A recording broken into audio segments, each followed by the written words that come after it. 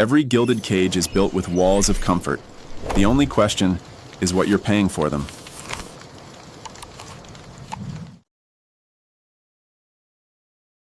Today, we are diving into one of the most legendary and, let's be honest, controversial stories in the entire history of finance. We're going back to the Napoleonic Wars. It was a time of absolute chaos, of cannons and cavalry charges, but a very different kind of battle was being fought, not on the fields of Europe, but on the floor of the London Stock Exchange. This is the story of how the Rothschild family turned pure information into an empire. And this quote right here, it gets straight to the heart of the matter. It's this idea that has been floating around for centuries. The theory of a hidden hand shaping world events all through the power of debt. And the most famous chapter of that entire story, it kicks off on a continent that was literally on fire with war. So let's set the scene. We're in the early 19th century. Napoleon is on the march, the old monarchies of Europe are teetering, and right in the middle of all that chaos, the very definition of power is being completely rewritten.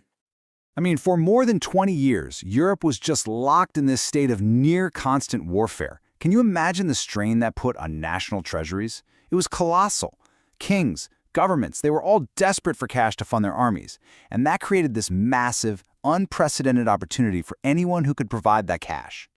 And this is exactly where the Rothschilds step onto the stage. See, they weren't just bankers in the traditional sense. They were pioneers of this new kind of power. They understood something fundamental. In an era of total instability, controlling the flow of money, and even more importantly, the flow of information, was the real key to ultimate influence. So the family's role in the war wasn't just, helpful. The sources we're looking at suggest it was absolutely decisive. And the key player in this whole operation was stationed right in the heart of global finance at the time, London. So let's talk about Nathan Rothschild. He wasn't just one of 5 brothers running the family business. He had strategically planted himself in the financial capital of the world. And his expertise wasn't just in banking. He was a master of the physical trade of gold bullion, probably the most critical asset you could have in wartime. Okay, so picture this. Wellington's army is in really serious trouble. They are desperate for gold, but the British government just can't get it to them fast enough. So Nathan Rothschild steps in. He activates his private network to do what the state couldn't. His couriers literally smuggled gold across a war-torn continent with unbelievable speed, basically rescuing Wellington's entire campaign from the brink of collapse.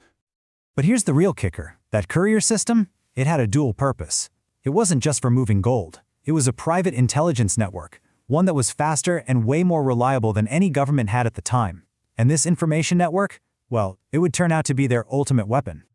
And that brings us to the climax of our story. The fight for Europe is coming to a head at the Battle of Waterloo. But there's another, equally important battle about to go down. A battle for information that would decide the financial fate of Great Britain. This was the critical advantage, right here. Official government channels were slow, bogged down in bureaucracy and protocol. But the Rothschild network? It was a finely tuned machine built for one single purpose: speed.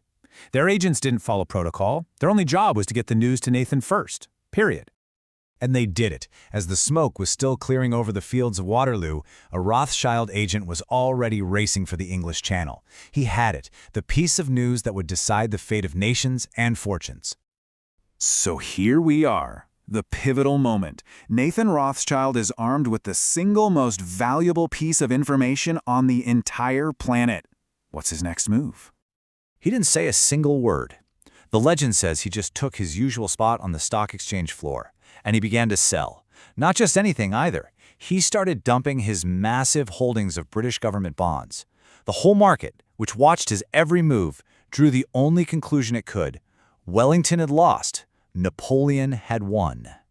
What happened next was one of the most incredible transfers of wealth in modern history. A single move that, according to these sources, transformed the Rothschilds from being just financiers into the absolute masters of the game. You can just imagine the scene. Absolute pandemonium. As Rothschild sold, everybody else followed suit, just frantically trying to get rid of assets they thought were about to be completely worthless. The value of British government debt just plummeted. And this is where the genius of the play really unfolded. While the public was selling in a complete panic, Rothschild's own agents were moving quietly through the crowd, secretly buying up every bond they could get their hands on for just a tiny fraction of its real value. The result of all this was a seismic shift in power.